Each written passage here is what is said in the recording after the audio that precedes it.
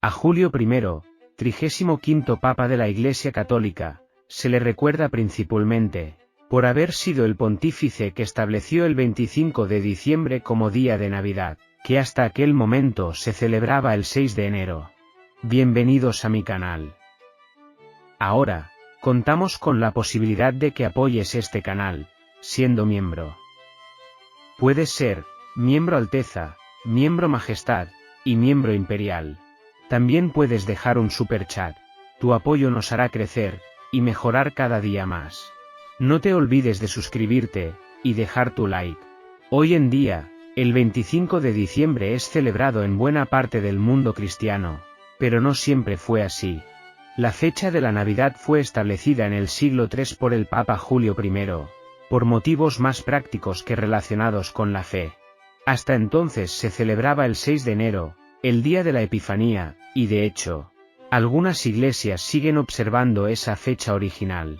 Navidad deriva de natividad, es decir, la celebración del nacimiento de Jesús, pero tanto el 25 de diciembre como el 6 de enero, son fechas decididas arbitrariamente por la Iglesia Católica.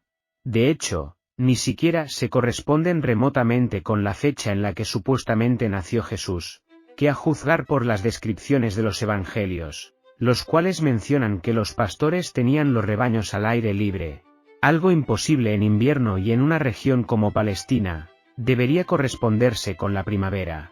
Para empezar, la celebración de la Navidad no era demasiado importante para los primeros cristianos, para los cuales tenía mucho más peso la Pascua. Esta representaba la resurrección de Jesucristo, y constituía el factor diferencial más importante del cristianismo, el cual por aquel entonces era más una separación de la ortodoxia judía, que una religión en sí misma. Solo alrededor del año 200, cuando los cristianos eran ya una comunidad organizada, aunque todavía perseguida, empezó a surgir la idea de celebrar la Natividad de Jesús. Lo curioso es que inicialmente se observaron las indicaciones de los Evangelios, y se celebraba en primavera, concretamente en mayo. Entonces, ¿por qué se cambió? En el año 221, el historiador Sexto Julio Africano publicó su Crónica, una colección de 5 libros escritos en griego, que por primera vez fijaba un canon sobre la historia del pueblo judío. En uno de estos libros estableció la fecha del nacimiento de Jesús, como el 25 de diciembre. Se desconoce por qué razón se decidió por este día, aunque teniendo en cuenta que Africano era de cultura helénica, y originario de Jerusalén, es posible que fuese por la coincidencia con un culto muy importante en Oriente, el del Sol Invicto, relacionado con Apolo. A pesar de haber establecido el 25 de diciembre como fecha de nacimiento de Jesús, esta siguió sin celebrarse de forma generalizada. En su lugar se celebraba la Epifanía, el día que Jesús se manifestaba al mundo, representado posteriormente como la adoración de los magos.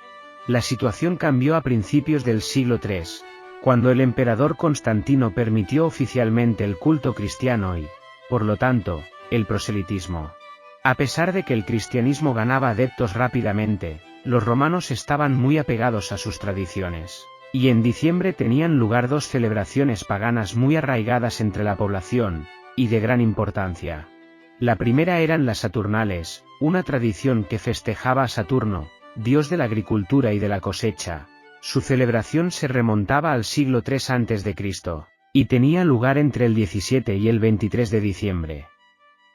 El 25 de diciembre, por su parte, se celebraba el Día del Sol Invicto, que festejaba el solsticio de invierno, aunque el cálculo tenía un error de algunos días, a partir del cual el día iba ganando más horas de sol.